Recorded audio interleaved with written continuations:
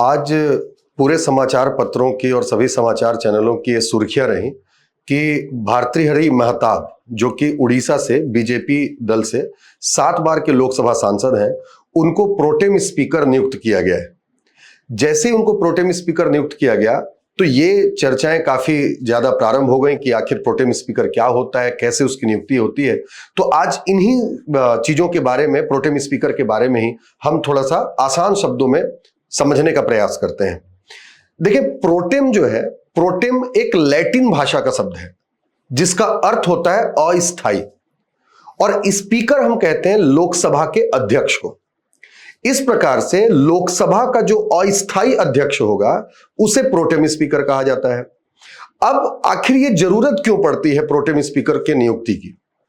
आप देखें, जब लोकसभा का गठन होता है तो लोकसभा की अध्यक्षता लोकसभा के स्पीकर द्वारा की जाती है, और लोकसभा के स्पीकर का जो कार्यकाल होता है, लोकसभा के अध्यक्ष का जो कार्यकाल होता है, संविधान के अनुच्छेद 94 के अनुसार लोकसभा के अध्यक्ष का कार्यकाल उसके पद ग्रहण करने की तारीख से लेकर नई लोकसभा की पहली बैठक के 10 मिनट पहले समाप्त हो जाता है। इसका मतलब, इसको ऐसे समझिए, जो अभी लोकसभा काम कर रही थी 2019 से 2024 तक, यह हमारी 17वीं लोकसभा थी। 17वीं लोकसभा के बाद 18वीं लोकसभा के लिए चुनाव हुआ, यानी नई लोकसभा होगी 18वीं लोकसभा। अब इस नई लोकसभा की जो पहली बैठक है वो 24 जून को सुबह 11 बजे प्रस्तावित है कि 24 जून को सुबह 11 बजे उसकी पहली बैठक होगी। जैसी पहली बैठक होगी उसके 10 मिनट पहले, यानी 10:50 पर जो पुराने हमारे अध्यक्ष हैं, 17वीं लोकसभा के जो स्पीकर है श्री ओम बिड़ला जी, उनका कार्यकाल खत्म हो जाएगा। इसका मतलब यह है कि जो 18वीं लोकसभा की पहली बैठक है उसकी अध्यक्षता करने के लिए हमारे पास कोई स्पीकर नहीं है। और स्पीकर कैसे मिलता है? तो जब सारे सदस्य शपथ ले लिए होते हैं, लोकसभा के निर्वाचित सदस्य, और वो सारे सदस्य अपने बीच में से एक लोकसभा के स्पीकर के तौर पर एक सदस्य को निर्वाचित करते हैं। इसका मतलब यह है कि स्पीकर के निर्वाचन के लिए पहले सदस्यों को शपथ लेना होगा, और सदस्यों को शपथ कौन दिलवाएगा, और जब शपथ के लिए जो पहली बैठक होगी 24 जून को, तो उसकी अध्यक्षता कौन करेगा? तो इसी के लिए एक कॉन्सेप्ट आता है संविधान के अनुच्छेद 95(1) के अनुसार कि जब स्पीकर का पद रिक्त होता है या नए स्पीकर का चुनाव करना होता है तो पहली बैठक की अध्यक्षता प्रोटेम स्पीकर कर सकता है। यह अस्थायी होता है क्योंकि जैसे ही स्थायी अध्यक्ष का चुनाव हो गया, लोकसभा स्पीकर का चुनाव हो गया, इसका कार्यकाल स्वतः समाप्त हो जाता है। अब प्रश्न उठता है कि कौन प्रोटेम स्पीकर बन सकता है और इसकी नियुक्ति कौन करता है? तो ध्यान दें, प्रोटेम स्पीकर की नियुक्ति महामहिम राष्ट्रपति के द्वारा संविधान के अनुच्छेद 95(1) के अंतर्गत की जाती है। प्रोटेम स्पीकर कौन बन सकता है?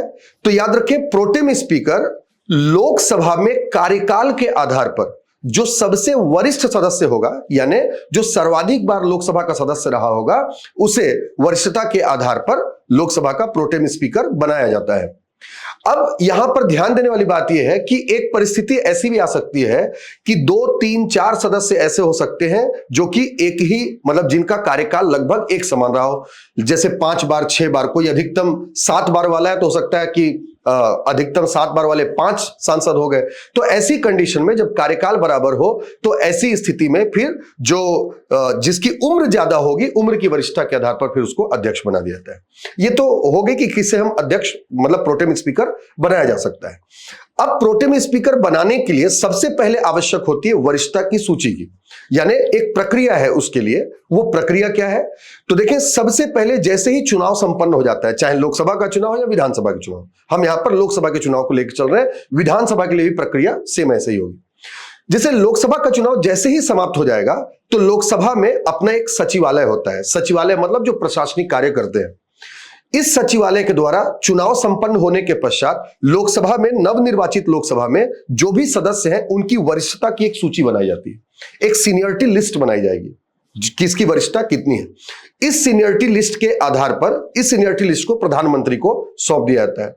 प्रधानमंत्री के पश्चात प्रधानमंत्री जब इस लिस्ट को अनुमोदित कर देते हैं, अप्रूवल दे देते हैं, इसके पश्चात ये लिस्ट जो है, जो संसदीय कार्य मंत्री होते हैं उनको प्रस्तुत कर दी जाती है।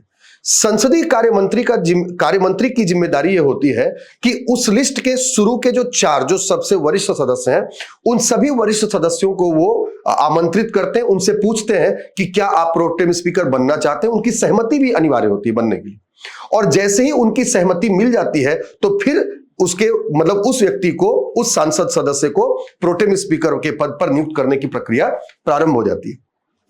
प्रोटेम स्पीकर के साथ मतलब जो सबसे वरिष्ठ सदस्य है उसको प्रोटेम स्पीकर के लिए और उसकी सहायता करने के लिए 3 अन्य सदस्यों को भी इनके साथ चुना जाता है, जो कि उसके पैनल में काम करते हैं, क्योंकि सभी सदस्यों को शपथ दिलवाना है। 543 लोकसभा के सदस्य हैं, इन सभी सदस्यों को शपथ दिलाने के लिए 2 दिन का लगभग समय लग जाएगा। इसलिए इस बार 24 और 25 जून को लोकसभा के जो नवनिर्वाचित सदस्य हैं उनके शपथ ग्रहण का समारोह रखा गया है। तो इतने लंबे समय की अवधि के लिए एक अकेला व्यक्ति शपथ दिन भर चेयर पर बैठा रहे संभव नहीं है, इसलिए उसके साथ 3 सदस्यों का और पैनल भी बनाया जाता है।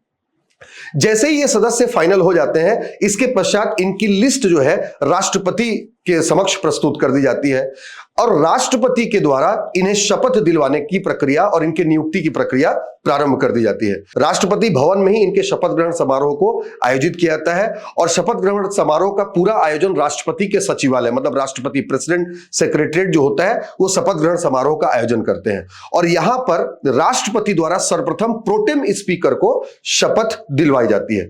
और जब एक बार प्रोटेम स्पीकर को शपथ दिलवा दी जाती है तो फिर प्रोटेम स्पीकर लोकसभा की पहली बैठक में अध्यक्षता करते हैं और अध्यक्षता करने के दौरान वे लोकसभा के सभी नवनिर्वाचित सदस्यों को शपथ दिलवाते हैं और इस तरीके से लोकसभा में सदस्यों का शपथ ग्रहण होता है।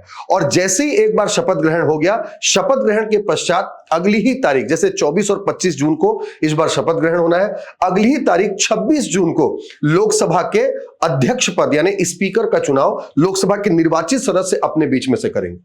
लोकसभा के अध्यक्ष का चुनाव किस तारीख को होगा, यह तारीख का निर्धारण भी राष्ट्रपति के द्वारा ही किया जाता है।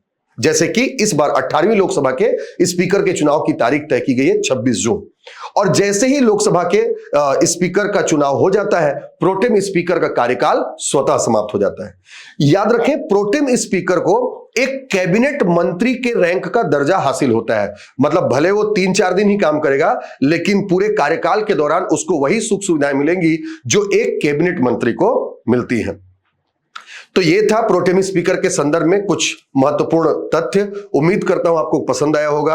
अगले वीडियो में कुछ नए और महत्वपूर्ण और समसामयिकी घटनाओं, करंट अफेयर्स के बहुत चर्चित मुद्दों पर आपसे मैं मिलूंगा। धन्यवाद।